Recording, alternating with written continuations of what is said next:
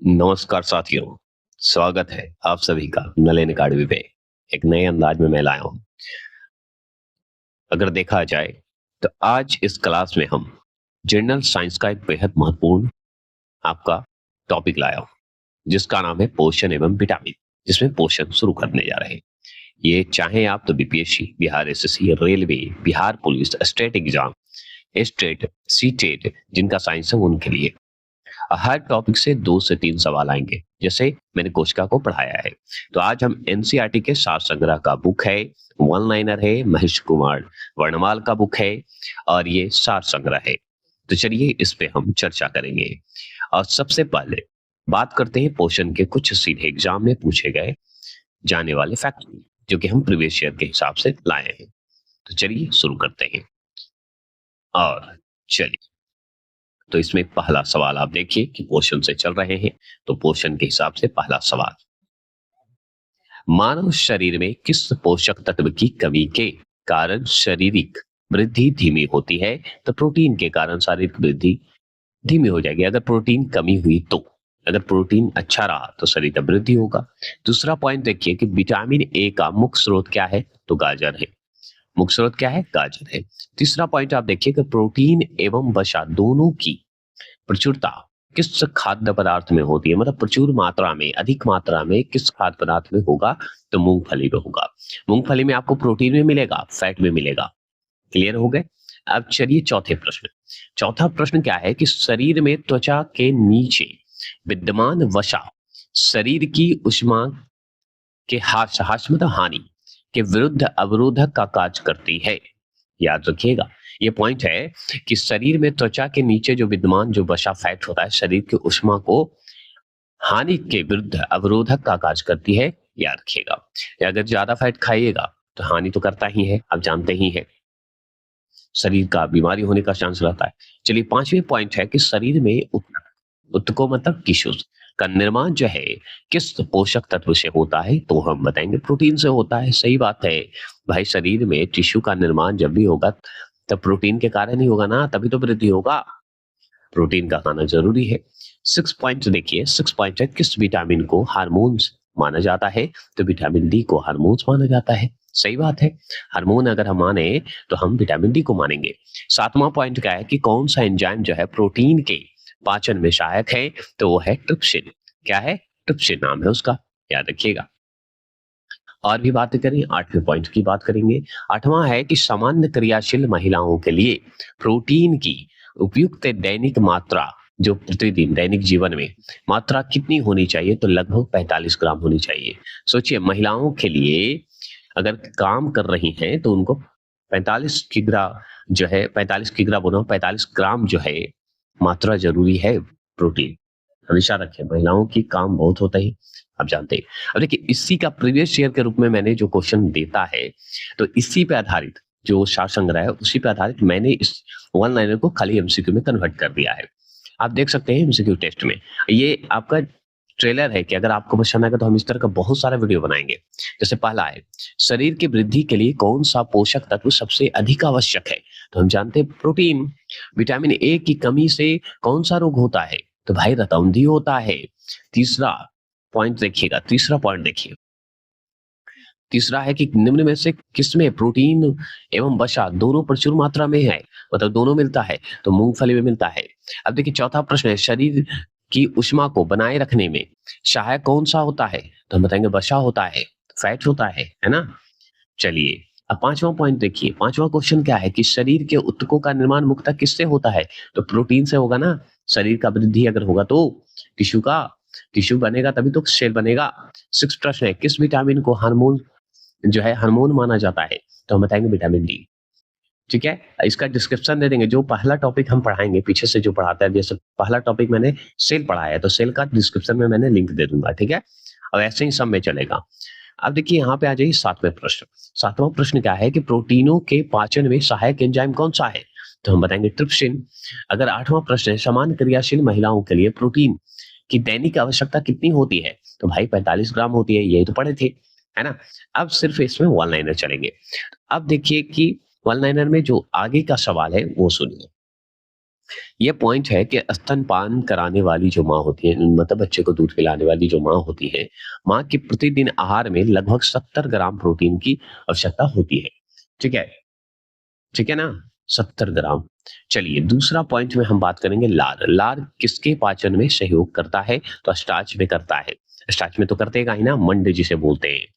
अब चलिए, हमारे लिए तीसरा पॉइंट क्या है कि अलसी, तीसी, अलसी बोलिए या तीसी बोलिए, किसका प्रचुर स्रोत है? तो हम बताएँगे ओमेगा का, ओमेगा 3 का है, जो कि वसीय अम्ल होता है तीसी। तीसी खाना चाहिए, तीसी बहुत इम्पोर्टेंट है ना?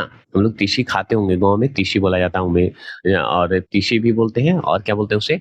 अलसी बोलते हैं। आप खाए होंगे, पीस के खाते हैं। ऐसे जन्माष्टमी है, अगर कृष्ण की पूजा आप अगर देखे हैं या वृंदावन में देख गए होंगे, या जन्माष्टमी के जब कृष्ण का जन्म होता है, तो तीसी का इस्तेमाल हम लोग करते हैं, चूरन के रूप में। मानव शरीर, मेरे घर में ऐसे होता है। मानव शरीर में पाचन की अधिकांश क्रिया किस अंग में संपन्न होती है? तो छोटी आंत में होती है। छोटी आंत में होती है, याद रखिएगा। छोटा सा हाथ, बहुत बड़ा काम, है ना? पांचवा प्रश्न क्या है? पांचवा पॉइंट है कि मांस की तुलना में मछली का सुपा सुपापचय बोलिए या पचय और लाभदायक क्यों माना जाता है? मतलब कि मछली का मांस की तुलना में मछली क्यों अच्छा माना जाता है? क्योंकि बहुअसंतृप्त वसा अम्ल की उपस्थिति के कारण माना जाता है। अब ये बहुअसंतृप्त वसा अम्ल क्या है? ये तो बहुत जरूरी है जानना, है ना? देखिए, एक संतृप्त होता है, एक असंतृप्त होता है ना? जिसमें आपको दिया हुआ है असंतृप्त, और भी बहुअसंतृप्त वसा अम्ल अगर आ जाए ना, तो उसमें हम बोलते हैं पॉली अनसैचुरेटेड फैटी एसिड बोला जाता है इंग्लिश में। ठीक है? और यही खाली सिर्फ असंतृप्त वसा अम्ल आ जाता, तो अनसैचुरेटेड फैटी एसिड बोलेंगे। इसका मतलब आप जान लीजिए कि जैसे कि मान लीजिए एग्जांपल में जैतून का तेल, है ना? मान लीजिए तापमान पर तरल होता है, तेल जैसा होता है, तो वसा हमारा तेल जैसा होता है। तो मछली का जो अंदर का जो तेल है, जो मांस है, मांस खाते हैं तो उसमें उसका जो तेल है, वो बहुत लाभदायक होता है। इसलिए समझ के क्लियर हो गए। आगे चलिए। आगे 6 पॉइंट क्या है? जहां पे लगेगा मुझे समझाना, हम समझा देंगे। दूध किस बैक्टीरिया के कारण खराब हो जाता है? तो दूध जो होता है किस बैक्टीरिया के कारण खराब होता है? वैसिलस के कारण होता है। लैक्टोवैसिलस के कारण होता है। 7वां पॉइंट है फास्फोरस शरीर में अम्लीयता एवं क्षारीयता के मध्य जो है संतुलन बनाए रखता है। याद रखिएगा, फास्फोरस जो हमारा है, ये हमारे शरीर में अम्लीयता, एसिड एसिड जो होते हैं, एवं क्षारीयता, है ना, अल्काई बोलते हैं जिसे, इसमें संतुलन बना के रखता है अम्लीयता और क्षारीयता में। कौन? फास्फोरस। 8वां पॉइंट आप देख सकते हैं कि पालक के पत्तों में किस पोषक तत्व की मात्रा सबसे अधिक होती है? तो वो होती है लौह की, आयरन की। ये भी हम जान गए। अब चलिए आगे भी सवाल है। देखिए पेज नंबर पलटिएगा तो पॉइंट नंबर चेंज हो जाते हैं। महेश वर्मा का बुक थंबनेल में मैं लगा दूंगा। ठीक है? अब क्वेश्चन देखिए, बहुत कम समय में जल्दी जल्दी खत्म करेंगे। एक टॉपिक बहुत कम समय में 23 से 25 मिनट में खत्म करेंगे, या ज्यादा से ज्यादा 30 मिनट में। कौन सा एंजाइम जो है दूध प्रोटीन को पचाने में सहायक है? तो रेनिन। रेनिन जो होता है, ये हमारा दूध प्रोटीन को पचाने में सहायक करता है। ठीक है? अब देखिए दूसरे पॉइंट की बात करते हैं। दूसरा पॉइंट है मानव शरीर में विटामिन ए किस अंग में भंडारित होता है? तो यकृत में भंडारित होता है। किस में भंडारित होता है? यकृत में भंडारित होता है। अब तीसरा पॉइंट क्या है? अधिकांश प्राणियों के जीवित पदार्थ का लगभग 80% पदार्थ क्या होता है? प्रोटीन का होता है। 80% प्रोटीन का होता है। अब सुनिए चौथे प्रश्न। सेब का हृदय रोग या रोगियों के लिए विशेष महत्व क्यों है? तो ये पोटाशियम का स्रोत होने के कारण है। सेब का हृदय रोगियों के लिए विशेष महत्व क्यों है? तो पोटाशियम का स्रोत होने के कारण होता है। पांचवें पॉइंट का सुनिए। पांचवा पॉइंट है कि दूध में प्रोटीन और कार्बोहाइड्रेट के अतिरिक्त कैल्शियम और पोटाशियम तत्व सम्मिलित होते हैं। तो दूध में प्रोटीन और कार्बोहाइड्रेट के अतिरिक्त और क्या क्या होता है? कैल्शियम और पोटाशियम भी होते हैं। ये भी हम जानते हैं। 6 पॉइंट में देखेंगे कि प्रोटीन का अधिकतम मात्रा किसमें पाई जाती है? तो सोयाबीन में प्रोटीन अधिकतम सोयाबीन में होती है, हम जानते हैं। 42, 43 कभी कभी दे देता है, 45 तक देता है। 7 क्वेश्चन है कि अल्फा क्रिएटिन नामक प्रोटीन शरीर में किस अंग में पाया जाता है? तो हम बताएंगे त्वचा में पाया जाता है, ये बात हम जानते हैं। 8वें प्रश्न की बात करेंगे। 8वां प्रश्न क्या है कि गेहूं में कौन सा प्रोटीन पाया जाता है? तो ग्लूटेन पाया जाता है। क्या पाया जाता है? ग्लूटेन पाया जाता है। और सुनिए, चलिए, अब देखिए 10वां क्वेश्चन है कि दूध का श्वेत रंग किसकी उपस्थिति के कारण होता है? तो कैसिन के कारण हो जाता है। यहाँ पे 9वां क्वेश्चन मैं छोड़ रहा हूँ। 9वां क्वेश्चन सुनिएगा कि गाय का दूध कैरोटीन की उपस्थिति के कारण हल्का पीला रंग होता है। हल्का पीला हो जाता है कैरोटीन की उपस्थिति के कारण। 10वां क्वेश्चन भी समझ गया कि श्वेत का रंग किसकी उपस्थिति के कारण होता है? तो कैसिन के कारण जो है सफेद रंग हो जाता है और कैरोटीन के कारण हल्का पीला हो जाता है। 11वां पॉइंट देखिए। 11वां पॉइंट है कि किसमें विटामिन सी की मात्रा सर्वाधिक होती है? तो आंवला में होती है। कौन नहीं जानता। अब आगे और चलिए। अब यहाँ पे देखिए कि पूछ रहा है विटामिन डी का जो प्रमुख स्रोत क्या है? तो सूरज का किरण है। ये हम भी जानते हैं, ये पढ़े भी हैं। अब बताइए दूसरा पॉइंट बताइए, किन विटामिनों का निर्माण जो है हमारे शरीर में होता है? तो विटामिन डी और विटामिन बी 3 का निर्माण होता है हमारे शरीर में। तीसरे पॉइंट की हम बात करेंगे। तीसरा पॉइंट क्या है? सुनिए, तीसरा पॉइंट है कौन सा विटामिन किसी स्वप्न को जो है पर्याप्त अवधि तक याद रखने में सहायक होता है? तो विटामिन बी 6। याद रखिएगा, विटामिन बी 6 जो है स्वप्न को याद करने में मदद रखता है। और सुनिए, चौथे प्रश्न है सब्जियों में या सब्जियों से मुख्यतः हमें प्राप्त होता है? तो विटामिन प्राप्त होता है सब्जी से, है ना। बाहरी चीजों से विटामिन प्राप्त होता है तो सब्जी से ही प्राप्त होगा। और सुनिए, 5, एक गिलास पानी पीने से कितनी कैलोरी मिलती है? तो 0 मिलती है। पानी से कुछ नहीं मिलता है, लेकिन हमारा शरीर पानी से ही मिला है, इसलिए पानी से पीने से हमारे चेहरे का रौनक आता है। लेकिन पानी पीने का भी तरीका होता है। ऐसा नहीं कि दिन भर में उठाए बोतल पीते चले गए, नहीं। पीने का भी बोतल ही पीना है, 2 लीटर 3 लीटर पीजिए, लेकिन तरीके से। चलिए, 6 प्रश्न है बासमती चावल के दाने पकाने पर लंबे क्यों हो जाते हैं? तो इसमें कारण है, इसमें एमाइलेज की उपस्थिति के कारण होता है। एमाइलेज की उपस्थिति इसमें होती है, प्रेजेंट होती है। 7वें क्वेश्चन की बात करेंगे। 7वां है कि दूध में कौन सा सैकेराइड उपस्थित होता है? तो लैक्टोज होता है। क्या होता है? लैक्टोज होता है। और सुनिए, 8वें प्रश्न की बात करेंगे। 8वां प्रश्न है किस विटामिन की कमी से अस्कार्विक रोग होता है? क्या होता है? अस्कार्वी रोग होता है, तो विटामिन सी के कारण होता है। अस्कार्विक अम्ल होता है। विटामिन सी अस्कार्विक अम्ल होते हैं। अब और भी चलिए थोड़ी सी और बात कर लेते हैं।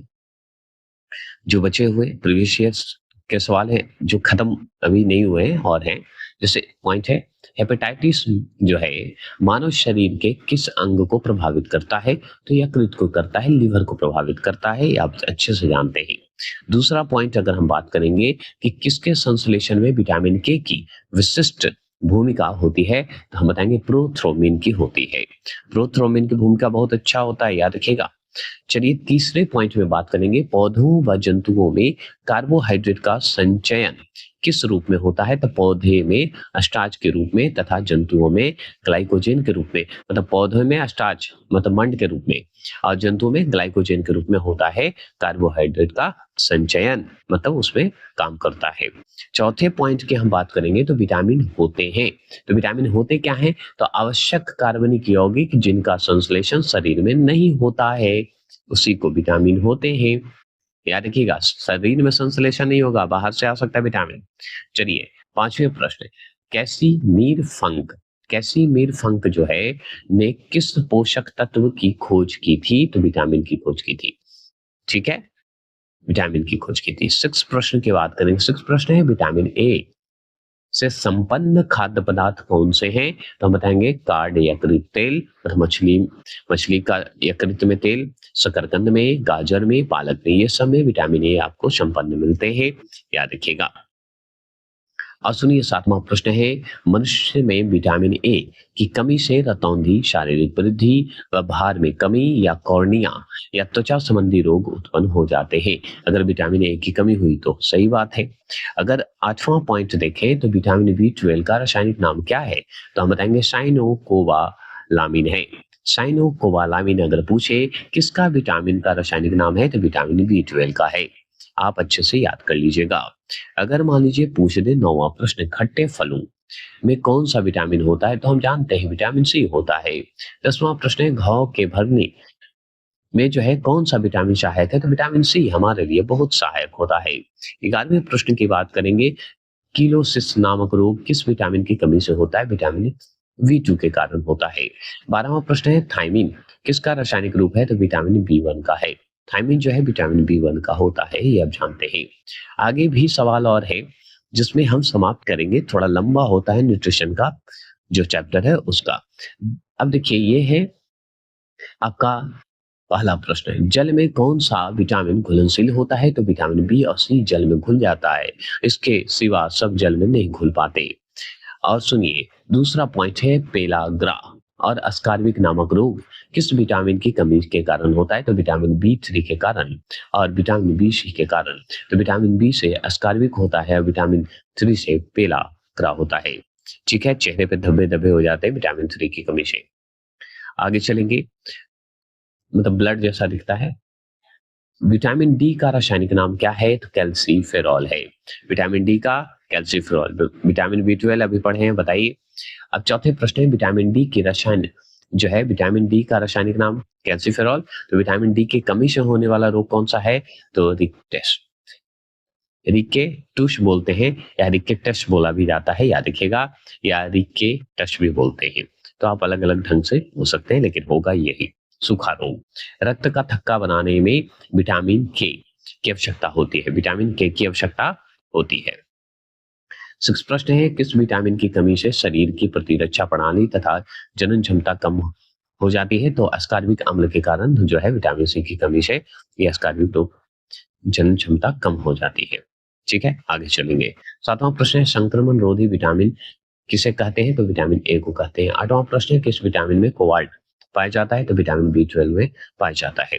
अगर 9वें प्रश्न की बात करेंगे, 9वां प्रश्न है, अनाज के छिलके में मुख्यतः कौन सा विटामिन पाया जाता है, विटामिन बी1 पाया जाता है, मतलब थायमिन पाया जाता है।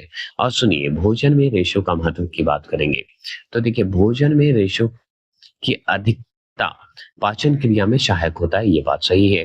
दूसरा पॉइंट है, रेश युक्त भोजन में ग्लूकोज की मात्रा कम होती है, जिससे आंतों में ट्यूमर बनने की संभावना जो है कम हो जाती है। मतलब ये जो क्वेश्चन है आप इसे हटा दीजिए, ये कंफर्म क्वेश्चन हम बाद में बता देंगे आपको, ये सही नहीं आया है। अब देखिए खनिज तत्व की बात करेंगे और महत्व बात करेंगे, ठीक है। अब देखिए खनिज तत्व और महत्व की हम बात कर रहे हैं, तो इसमें सुनिए कैल्शियम जो होता है जिसे हम सी से इंडिकेट करते हैं, उसमें दांतों और अस्थियों मतलब हड्डियों की रचना और रुधिर स्कंदन, ब्लड क्लॉटिंग और तंत्रिकाओं, नर्वस सिस्टम जिसे बोलते हैं, पेशियों के काज में मदद करती है कैल्शियम। ये सब के लिए हमारे लिए कैल्शियम जरूरी है। फास्फोरस का क्या है, फास्फोरस जो है दांतों के लिए, दांतों की या हड्डियों की रचना में और अम्ल क्षार को संतुलन बना के रखता है, जो कि हम पढ़े हैं। एटीपी और डीएनए में भी इसकी भूमिका फास्फोरस की होती है। गंधक की बात करेंगे, गंधक को हम इससे इंडिकेट करते हैं, और गंधक जो है अनेक अमीनो अम्ल तथा कुछ हार्मोन्स और विटामिन का घटक होती है, मतलब कुछ हार्मोन्स में कुछ विटामिन में ये गंधक आपको देखने को मिलेगा, और अमीनो अम्ल में तो मिलेगा ही मिलेगा। और देखिए चौथे प्रश्न है पोटाशियम। पोटाशियम जो है के से इंडिकेट करेंगे, जिसमें अम्ल क्षार का संतुलन पोटाशियम भी करता है, फास्फोरस भी करता है। जल संतुलन में भी, जल को संतुलित करने में भी काम करता है। तंत्रिकाओं का जो नर्वस सिस्टम का जो कार्य है उसका भी, उसमें भी इसकी भूमिका रहती है, किसकी, पोटेशियम की। क्लोरीन की बात करेंगे, क्लोरीन जो है Cl से इंडिकेट करते हैं, जिसमें जठर रस होते हैं, उसमें इसकी भूमिका बहुत अच्छी होती है। अम्ल क्षार का संतुलन भी करती है, मतलब जठर रस का अम्ल क्षार का संतुलन करती है, याद रखिएगा। जठर रस में मतलब लीवर में होता है ना। चलिए 6 प्रश्न है कि हमारा सोडियम Na जो है अम्ल क्षार संतुलन करता है, जल संतुलन करता है, तंत्रिकाओं का कार्यों में भी भूमिका सोडियम का रहता है। तो एक ही जरूरी नहीं खनिज तत्व हो, हर ढंग का खनिज तत्व हमारे शरीर को बैलेंस करता है। जैसे मैग्नीशियम Mg से इंडिकेट करते हैं, तो मैग्नीशियम जो है वो ग्लाइकोलाइसिस तथा एटीपी पर आश्रित अनेक उपापचय जो मेटाबॉलिज्म जिसे बोलते हैं, मेटाबॉलिक क्रियाओं में या क्रियाओं के एंजाइम का सह घटक है, मतलब कोफैक्टर है, मददगार है, याद रखिएगा। समझ गए। तो ये है हमारे लिए। अब महत्वपूर्ण तत्व को थोड़ा जान लीजिए कि खनिज तत्व जो है कम मात्रा में चाहिए, लेकिन शरीर के सामान्य कार्यों के लिए अत्यंत आवश्यक है। जो कि हम ऊपर पढ़े थे, जिसे हम काटे हैं, कटपुट किए हैं, ठीक है? लेकिन वो सही है, लेकिन हम उसे बाद में बता देंगे बढ़िया से। ये शरीर की वृद्धि, हड्डियों को मजबूती, तंत्रिका तंत्र, मांसपेशी के कार्य तथा अनेक जैव रासायनिक क्रियाओं में सहायक भी होते हैं खनिज तत्व। संतुलित आहार से खनिज तत्वों की पूर्ति भी होती है। ये भी बात सत्य है। चलिए खनिज तत्व में अब थोड़ा सा प्रमुख स्रोत की बात करते हैं। जैसे लोह, आयरन जो है केला और खजूर में आपको ज्यादा मिलेगा अगर आपको बढ़ाना है लोहा। अगर मान लीजिए पोटेशियम की बात करें तो पालक खाइए, पोटेशियम आपको मिलेगा पालक में। आयोडीन की बात करें तो आयोडीन युक्त सामान नमक में खाइए, एकदम अच्छी बात है। कैल्शियम की बात करें दूध और अंडा पीते रहिए, कैल्शियम आपको मिलेगा। खनिज तत्व थोड़ी मात्रा में आवश्यक होती है, लेकिन शरीर के लिए अत्यंत महत्वपूर्ण होती है। इसकी कमी से अनेक रोग हो सकते हैं। संतुलित आहार से ही हमारे शरीर को सभी खनिज तत्व प्राप्त होते हैं। ये भी बात जान गए। अब चलिए थोड़े से विटामिन के नाम, स्रोत और उसके कार्य के प्रभाव, कार्यकारी प्रभाव बोलते हैं या कमी का प्रभाव भी हम पढ़ेंगे इस टॉपिक में और इसे समाप्त भी करेंगे। इसमें हम जो पढ़ेंगे ये विटामिन है, स्रोत है, कार्यकारी प्रभाव है और कमी का प्रभाव भी है। तो देखिए विटामिन बी1 को हम उसका रासायनिक नाम थायमिन बोलते हैं। तो विटामिन बी1 को थायमिन से बोला जाता है। इसमें स्रोत क्या है? अनाज, फलियां, सोयाबीन, अंडा और मांस में विटामिन बी1 मिलेगा। ठीक है। अब इसका प्रभाव क्या है? तो कार्बोहाइड्रेट, वसा और उपापचय क्रिया, मतलब कार्बोहाइड्रेट एवं वसा उपापचय क्रियाओं के सह एंजाइम का घटक होता है, को फैक्टर होता है। याद रखिएगा, को एंजाइम बोलिए। ठीक है। जो कि मेटाबॉलिक क्रियाओं में काम करता है, तो कार्बोहाइड्रेट और वसा के रूप में भी करता है विटामिन बी1। याद रखिएगा। और इसका कमी से क्या होता है? विटामिन बी1 की कमी हो गई तो बेरी बेरी रोग हो जाता है। ये भी हम फेमस क्वेश्चन है। चलिए विटामिन बी2 को रासायनिक नाम क्या बोलते हैं? तो राइबोफ्लेविन बोलते हैं या फ्लेविन बोला जाता है। तो राइबोफ्लेविन जो है विटामिन बी2 का रासायनिक नाम है। इसमें जो है हमारा पनीर, अंडा, ईस्ट है ना, हरी पत्ती, दूध, यकृत, मांस, ये सब चीज में आपको मिलेगा विटामिन बी2। और उपापचय में महत्वपूर्ण सह एंजाइम होते हैं। याद रखिएगा, एंजाइम के रूप में, मददगार के रूप में होते हैं। मेटाबॉलिक में महत्वपूर्ण मदद करता है विटामिन बी2। और एफ और एफ का जो है घटक होता है। याद रखिएगा, फूड जो खाद्य पदार्थ होते हैं उसमें भूमिका निभाता है। इसके विटामिन बी2 के कमी से क्या होगा? किलोसिस रोग हो जाएगा। याद रखिएगा। देखिए यहाँ पे थोड़ा सा एफ और एफ का फुल फॉर्म जान लीजिए क्योंकि इंपॉर्टेंट है ना। तो देखिए एफ का मतलब होता है फ्लेविन, और ए का मतलब होता है एडेनिन, और डी का मतलब होता है आपका डाई न्यूक्लियोटाइड। याद रखिएगा। उसी तरह एफ का मतलब होता है फ्लेविन, और एन एम है तो मतलब कि मोनो न्यूक्लियोटाइड बोलते हैं। ठीक है, न्यूक्लियोटाइड। याद रखिएगा। अब इसमें क्या है कि जो एफ है इसका क्या होता है कि कोशिका के अंदर जो है श्वसन क्रिया में या फैटी एसिड में मेटाबॉलिज्म की आवश्यकता की भूमिका निभाता है। बस इतना ही ध्यान रखिएगा। उसी तरह ऊपर वाला का भी रोल होता है, लेकिन उसका कार्बोहाइड्रेट, वसा और प्रोटीन के टूटने पर जो है एटीपी के बनने में मदद करता है। बस एफ का मतलब यही होता है। क्लियर हो गया? तो हमारे लिए विटामिन बी2 आवश्यक है। अब चलिए विटामिन बी3 की बात करें तो विटामिन बी3 का रासायनिक नाम अगर पूछे तो निकोटीनिक अम्ल बोलेंगे, निकोटीनिक अम्ल बोल देंगे। इसमें जो है किस किस में मिलेगा? तो इसमें आपको विटामिन बी3 मिलेगा, मांस में मिलेगा, यकृत में मिलेगा, मछली में मिलेगा, अंडा में मिलेगा, दूध में मिलेगा, मटर, मेवा, फलियां। देखिए लीवर में मिलता है। लीवर आपके शरीर में भी है, जंतु के शरीर से जंतु के शरीर के लीवर से मिलता है। इस तरह से ध्यान रख सकते हैं। और उपापचय, मेटाबॉलिक में महत्वपूर्ण सह जो एंजाइम होते हैं, जैसे कि एफ पढ़े, एफ पढ़े, उसी तरह इसमें एन और एन का घटक होता है। और विटामिन बी3 का जो रोग होता है उसे पेलाग्रह रोग बोलते हैं।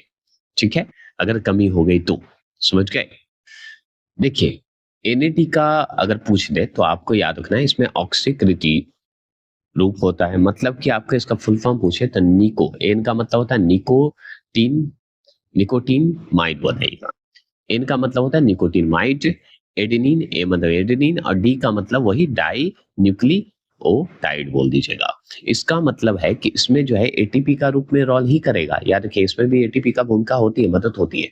और इसी तरह इसमें माइटोकॉन्ड्रिया जैसे कोशिका के पावर हाउस, एटीपी का निर्माण तो इसी तरह होता है। तो एटीपी की भूमिका इसमें होती है। दूसरी चीज कि एटीपी की भूमिका की तो अलग बात है, लेकिन मेटाबॉलिज्म में मदद भी करती है। ठीक है। और एनएडीपी का मतलब क्या होता है? एनएडीपी का मतलब है वही होगा, निकोटीन माइड होता है, एडेनिन होता है और डाई न्यूक्लियोटाइड भी होता है, लेकिन पी लग जाता है। पी मतलब फास्फेट, फास्फेट होता है जो कि एनएडी के रूप में ही काम करता है, बस फास्फेट इसमें होते हैं, मदद करता है। बात क्लियर? तो कोई दिक्कत समझने में अगर हो तो बताइएगा। अगर मान लीजिए B5 की बात करें, B5 को पेंटोथेनिक अम्ल बोलते हैं। तो पेंटोथेनिक अम्ल जो है B5 को बोला जाता है। तो किस किस में पाया जाता है? तो अंडा में, यकृत में, मांस में, दूध में, मतलब लिवर में, मांस में, मीट में, दूध में, टमाटर में, मूंगफली, गन्ना में। और याद रखिए कैटाबोलिज्म में ये महत्वपूर्ण सह एंजाइम ए का घटक काम करता है, ए के रूप में करता है। याद रखिएगा एडेनिन के रूप में काम करता है, ऐसे याद रखिएगा। ठीक है। ए में, ए विटामिन ए में भी मदद करता है, इस तरह का बोल सकते हैं। तो याद रखिएगा पेंटोथेनिक इसका रासायनिक नाम है विटामिन B5 का। अगर विटामिन B5 की कमी हो जाए तो चर्म रोग, वृद्धि कम हो जाएगी, बाल सफेद हो जाएंगे, जनन क्षमता कम हो जाता है। याद रखिएगा। अगर विटामिन B6 की बात करें, विटामिन B6 की बात करें तो इसे हम, इसका रासायनिक नाम अगर आपसे पूछे तो बताइएगा पायरिडॉक्सिन। पायरिडॉक्सिन बोलिएगा या पायरिडॉक्सिन बोला जाता है। ठीक है। पैराडॉक्सिन, पैराडॉक्सिन है ना, बोला जाता है। ये अगर पूछे तो दूध में, इष्ट में, अनाज में, मांस में, यकृत, ये सब में मिलेगा। लगभग यही सब तो है खाने का पदार्थ, तो ये सब में मिलता है। जैसे अमीनो अम्ल के मेटाबॉलिज्म में सह एंजाइम के रूप में काम करता है अमीनो अम्ल। याद रखिएगा कौन? विटामिन B6 काज करेगा, प्रभाव पड़ेगा। और याद रखिएगा अगर विटामिन B6 की कमी हो जाए तो रक्तक्षीणता आ जाती है, चर्म रोग हो जाता है, पेशी ऐंठन होने लगता है, मतलब पेशी जो हमारा मसल्स है ऐंठने लगता है। अब विटामिन 7 की बात कर रहे हैं। विटामिन 7 का रासायनिक नाम पूछे तो बायोटीन बता देना है।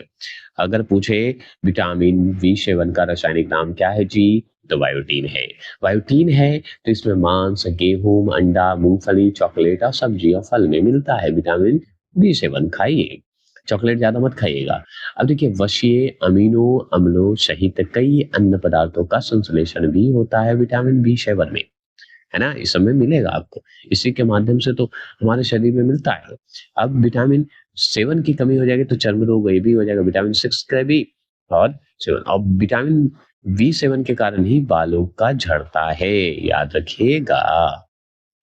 अब बात करते हैं विटामिन B9 की बात करें तो फोलिक अम्ल समूह होता है। तो फोलिक अम्ल कहा जाता है विटामिन B9 का रासायनिक नाम होता है फोलिक अम्ल, है ना। ठीक है। तो फोलिक एसिड बोलिए या फोलेट बोलते हैं। अब सुनिए, ये हरी पत्ती में आपको मिलेगा, पत्तियां में मिलेगा, और यकृत में मिलेगा, सोयाबीन में मिलेगा, स्टू में मिलेगा, फलिया में मिलेगा। और याद रखिए वृद्धि रुधिराणु का निर्माण डीएनए का संश्लेषण करती है, याद रखिएगा। और इसमें रक्तक्षीणता और वृद्धि की कमी होती है, ये भी ध्यान रखना है। विटामिन B12 की अगर हम बात करें तो विटामिन B12 का रासायनिक नाम साइनोकोबालिन, याद रखिए साइनोकोबालिन भी बोलते हैं या साइनोकोबालिमिन भी बोलते हैं। ये अंडा, मतलब मांस में, मछली में, यकृत में, अंडा में, दूध में, आंत के में, बैक्टीरिया में, ये सब में मिलेगा आपको विटामिन B12। और इसमें वृद्धि रोगाणु का निर्माण भी करता है, मतलब वृद्धि रोधी रोगाणु होगा, याद रखिएगा, या रुधिर राणु बोलिए या ब्लड बोलिए। वृद्धि में ब्लड में वृद्धि का निर्माण करता है, न्यूक्लिक अम्लों का संश्लेषण भी करता है, मतलब प्रभाव, ये सब कार्य है इसका विटामिन B12 का। लेकिन कमी अगर हो गई तो रक्तक्षीणता तो हो जाएगा, मतलब रुकेगा नहीं, देखिएगा थक्का बन जाएगा, थक्का बनेगा ही नहीं, बढ़ते चल जाएगा ब्लड बाहर, शरीर कमजोर हो जाते हैं, तंत्रिका तंत्र का विकार हो जाता है, इसी के कारण तंत्रिका तंत्र, नर्वस सिस्टम गड़बड़ा जाता है। चलिए अब देखिए बात करते हैं एस्कर्बिक अम्ल, जिसे विटामिन C का रासायनिक नाम है। और इसमें आंवला, नींबू, खट्टे फल जितने, टमाटर, सब्जी, आलू, यहाँ तक कि आलू में भी आपको C मिलेगा। अब देखिए अंतराकोशीय सीमेंट और गोले जैन तंतुएं या हड्डियों के मैट्रिक्स, ये सब में आपको भूमिका निभाता है हमारा विटामिन बी सी का। तो बी सी मतलब विटामिन बी सी बोल रहा हूँ, सॉरी, विटामिन सी की रोल जो है वो हमारे अंतर कोशिका सीमेंट के रूप में काम करता है। हड्डियों को मैट्रिक्स देता है, याद रखिएगा। अगर विटामिन सी की कमी होगी तो अस्कार्बिक रोग हो जाएगा, मसूड़े से सूजन हो जाता है, रक्त आना हो शुरू हो जाता है, इसलिए। चलिए और सुन लीजिए, अब विटामिन उपापचय, जो कि विटामिन की जो रोल होता है, विटामिन उपापचय मेटाबॉलिज्म जिसे बोलते हैं, प्रक्रिया में महत्वपूर्ण भूमिका निभाते हैं। और ये विभिन्न रोगों से शरीर की रक्षा करते हैं, हमारी सुरक्षा करते हैं, बॉडीगार्ड है ये। फैट सोल्यूबल अब विटामिन होंगे, इसमें फैट वसा में घुलनशील विटामिन कौन कौन है ये बात करेंगे। तो देखिए बी और सी तो भाई जल में घुलनशील था ही, लेकिन अब जो है फैट में तो ए डी ई के सब होगा, है ना। तो जैसे विटामिन ए, तो विटामिन ए का रासायनिक नाम क्या है, रेटिनॉल है। तो रेटिनॉल जो है विटामिन ए का रासायनिक नाम है। इसमें कैरोटीन युक्त फल होगा, कैरोटीन वाला फल होगा। यकृत में आपको, तो यकृत में सब चीज, सब विटामिन लगभग मिल जाता है। अंत्रीय सलिस्मा की कोशिकाएं मतलब होती है, मतलब आंत, आंत्रीय मतलब आंत, याद रखिए, आंत की कोशिकाओं में आपको मिलेगा। तो जंतु के आंत में भी आप खाने को मिलता है, मानव के आंत में भी आपको मिलेगा, ऐसे ही याद रखिए, जंतु के आंत ऐसे बोलिए। तो विटामिन ए आए, लेकिन याद रखिएगा इसका प्रभाव कर जो कार्य क्या है, तो हमारे दृष्टि के रंगों का संश्लेषण करेगा, मतलब बचाएगा। एपिथेलियम स्तरों की वृद्धि और विकास भी करेगा। लेकिन अगर यही कम गया तो कॉर्निया, त्वचा की कोशिकाओं का विकास अवरुद्ध हो जाएगा, रुक जाएगा, याद रखिएगा। समझ गए। अब विटामिन डी की बात करते हैं। विटामिन डी है कैल्सीफेरॉल। कैल्सीफेरॉल जो है विटामिन डी का है। तो मक्खन, यकृत, मछली का तेल, गुर्दा, अंडे, ईस्ट, यहाँ तक सूर्य के प्रकाश द्वारा संश्लेषित होते हैं। कैल्शियम और फास्फोरस का उपापचय हड्डियों और दांतों की वृद्धि करता है, ठीक है। ये हमारा विटामिन डी है। और सूखा रोग, ऑस्टियोमेलासिस या मेलाशिया, वयस्कों में रिकेटस, बच्चों में हो जाते हैं विटामिन डी की कमी से, याद रखिएगा। विटामिन ई का क्या रोल है, तो विटामिन ई का रासायनिक नाम टोकोफेरॉल। टोकोफेरॉल है, मतलब तेल में, गेहूं में, अंडों की जर्दी में और सोयाबीन में ये समूह मिलेगा। और कोशिका कला की सुरक्षा करेगा विटामिन ई। जनन क्षमता में वृद्धि करता है विटामिन ई। पेशियों की क्रियाशील करता है, मतलब एक्टिव करता है। और अगर कम हो गया, जनन क्षमता की कमी होगी, एपिथेलियम कमजोर हो जाता है, याद रखिएगा। अब सुनिए, विटामिन के का रासायनिक नाम बता दीजिए, ठीक है। तो इसमें हरी पत्ती, अंडा, यकृत, टमाटर, गोभी, सोयाबीन, आंत, ये सब बैक्टीरिया में पाया जाता है। और यकृत के प्रोथ्रोम्बिन का संश्लेषण करता है। प्रोथ्रोम्बिन जो होता है, प्रोथ्रोम्बिन, थ्रोम्बिन बनेगा, फिर थ्रोम्बिन से जाके फाइब्रिनोजेन हो जाएगा और लास्ट में फाइब्रिन हो जाएगा। इस तरह से होता है। और इससे अगर मानी विटामिन के की कमी होगी तो चोट लगने पर रक्त का थक्का न जमने से अधिक रक्त का स्राव होगा, यही होता है। इसमें रक्तहीनता भी आते हैं, याद रखिएगा। चलिए, तो इस तरह से हो गए, और ये हो गया पोषण का समाप्त। अब नेक्स्ट आ रहे हैं, जल्द ही आपको आएगा श्वसन तंत्र, तंत्रिका तंत्र, नर्वस सिस्टम जो है, और इसी तरह के हम सारे टॉपिक, छोटे छोटे टॉपिक जल्दी से कम समय में खत्म कर देंगे। ओके, चलिए मिलते हैं फिर। जय हिंद, जय भारत। समझाने में थोड़ा समय लग सकता है, इसके लिए क्षमा चाहते हैं, ठीक है। और थोड़े से हम अपना, तो दोस्तों, या तो बताइएगा आप लोग कि पोषण और विटामिन से जुड़े वो सभी जरूरी प्रश्न जो आपकी परीक्षा में बार बार दोहराया जाता है, क्लास कैसी लगी कमेंट में जरूर बताइएगा। वीडियो को लाइक करेंगे, अपने दोस्तों के साथ अगर मन करे तो शेयर कर दीजिए, और नलिन अकेडमी को सब्सक्राइब करना ना भूलिएगा अगर जो नहीं किए हैं। जो किए हैं उनके लिए धन्यवाद, थैंक यू। और अगली महत्वपूर्ण क्लास, तब तक के लिए जय हिंद, वंदे मातरम।